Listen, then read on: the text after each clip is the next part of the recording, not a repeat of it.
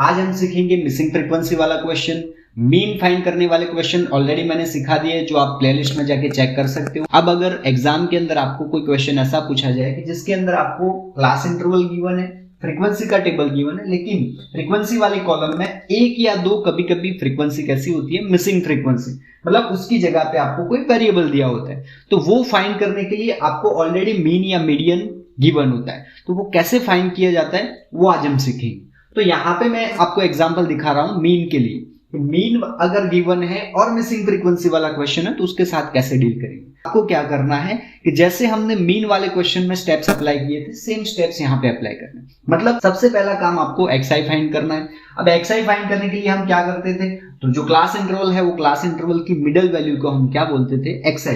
मतलब 11 से 13 का अगर क्लास इंटरवल है तो उसका मीन क्या होगा, 12। यहाँ पे xi फाइंड कर लेते। जो स्टेप्स हम मीन फाइंड करने के लिए करते थे वही स्टेप्स यहाँ पे करेंगे। xi फाइंड करने के बाद नेक्स्ट आपका स्टेप होता था डिसाइड करना कि कौन सी मेथड अप्लाई करें। कोई भी मीन का अगर क्वेश्चन है तो xi फाइंड करने के बाद आपको क्या सोचना है कि ये वाले क्वेश्चन में अब मेथड कौन सी अप्लाई करेंगे। तो यहाँ पे xi की वैल्यू अगर हायर ऑर्डर में है तो आपको एज्यूम मीन या फिर स्टेप डेविएशन के बारे में सोचना है, लेकिन अगर ऐसे स्मॉलर नंबर्स है तो आपको अज्यूम या स्टेप डेविएशन में जाने की कोई जरूरत नहीं। डायरेक्ट मीन मेथड अगर अप्लाई करें तो सबसे पहला काम क्या होता है हमारा fi xi फाइंड करने का, क्योंकि डायरेक्ट मीन मेथड का हमारा फॉर्मूला कुछ ऐसा था कि x bar is equal to summation fi xi upon summation fi, जिसके अंदर x बार की वैल्यू क्या हो जाएगी 18। हमें समेशन fi xi और समेशन fi दो वैल्यू फाइंड करनी है। तो यहाँ पे fi xi की कॉलम यहाँ पे बनाएंगे और fi xi फाइंड कर लेते हैं। तो यहाँ पे हम fi xi की कॉलम बनाएंगे। fi xi की कॉलम में क्या होगा, fi मल्टीप्लाई बाय xi की सारी वैल्यूज हम यहाँ पे लिख देंगे 1 बाय 1 करके। तो आपको fi मल्टीप्लाई बाय xi करके आपको क्या कर देना है, fi xi फाइंड कर लेना है। fi xi की कॉलम इस तरीके से बन जाएगी जिसके अंदर 84, 84, 144 इस तरीके से सारी वैल्यूज होंगी। नेक्स्ट हमारा काम होता है समेशन fi xi फाइंड करना और समेशन fi फाइंड करना। समेशन fi xi मतलब ये सारे जितने भी fi xi वो सबका टोटल करेंगे। तो सबका टोटल करने टाइम यहाँ पे आपको ध्यान रखना है कि आपको क्या करना है कि इसको पहले एक्सक्लूड कर लेना, क्योंकि ये वेरिएबल वाली वैल्यू है। 20f मतलब यहाँ पे ये वेरिएबल इंक्लूड करता है। तो आपको क्या करना है, उसके अलावा जितने भी fi xi है वो सबको पहले ऐड कर दो। अब यहाँ पे उसके अलावा जितने भी fi xi है उसको अगर ऐड करोगे तो आपका टोटल सम मिलने वाला है 752। याद रखना यहाँ पे गलती नहीं होनी चाहिए। हम क्या करेंगे, डायरेक्ट सम नहीं करेंगे, इसको पहले अलग रखेंगे और बाकी जितने भी है वो सबका प्लस करेंगे। ओके, फिर ये जो 20f बचा उसको अलग से प्लस 20f ऐसे लिख देना। गलती से फिर ऐसा ना हो कि 752 में 20 भी ऐड कर लिया मतलब 772 प्लस f लिख दिया तो वो गलत हो जाएगा। क्लियर।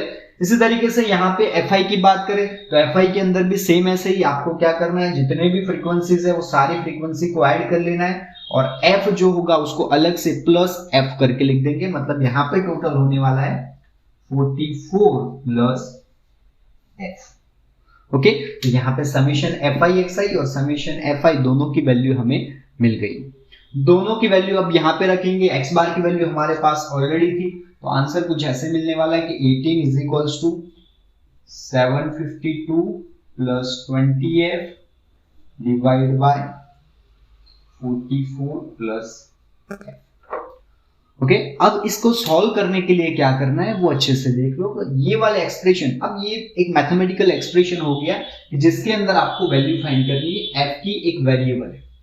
अब याद कर लो चैप्टर नंबर 3 और 4 के अंदर जैसे हम वेरिएबल के साथ ट्रीट करते थे वैसे ही हम यहाँ पे f के साथ ट्रीट करेंगे। याद रखना, मतलब ये हमें f की वैल्यू फाइंड करनी है तो धीरे धीरे करके ये वाले एक्सप्रेशन को सॉल्व करेंगे। जैसे यहाँ पे ये जो है 44 प्लस s वो डिवीजन में है तो वो कहां पे जाएगा, मल्टीप्लिकेशन में।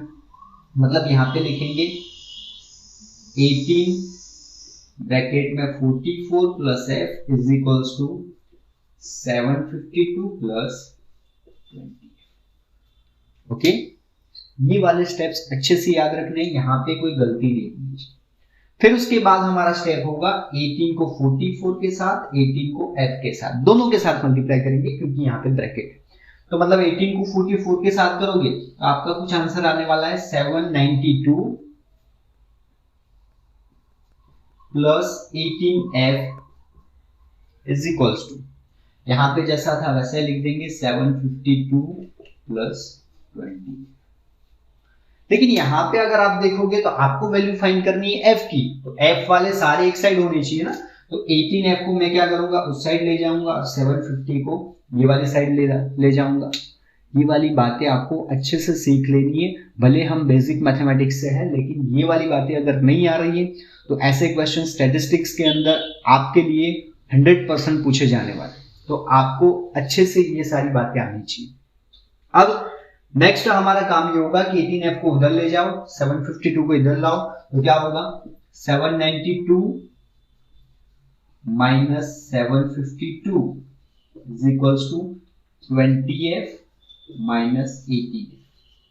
792 में से 752 माइनस करेंगे तो 40 बचेगा और 20f में से 18f निकालेंगे तो 2f बचेगा, तो f इज इक्वल्स टू हमारा हो जाएगा 40 डिवाइड बाय 2 दैट इज 20, क्योंकि 2 कैसा है मल्टीप्लिकेशन में, तो कहां चला जाएगा डिवीजन में, तो 40 डिवाइड बाय 2, तो आंसर क्या मिलने वाला है 20। मतलब जो हमारी मिसिंग फ्रीक्वेंसी थी f, उसकी वैल्यू क्या हो जाएगी 20। तो इस तरीके से आपको मिसिंग फ्रीक्वेंसी का आंसर फाइंड करना है। ये वाला क्वेश्चन जो था वो सिंगल मिसिंग फ्रीक्वेंसी के लिए था। ऐसे अगर आपको डबल मिसिंग फ्रीक्वेंसी हो तो क्या करना है, तो उसके लिए यहाँ पे 2 मिसिंग फ्रीक्वेंसी होगी, जैसे यहाँ पे a और b सपोज दिया हुआ है। ओके, तो आपका आंसर यहाँ पे जो आएगा उसमें 2 समेशन fi में 2 मिसिंग फ्रीक्वेंसी आएगी। इसी तरीके से इसके आंसर में भी 2 मिसिंग फ्रीक्वेंसी आएगी, तो यहाँ पे 2 एक्सप्रेशन मिलेंगे और 2 एक्सप्रेशन को आपको सॉल्व करना।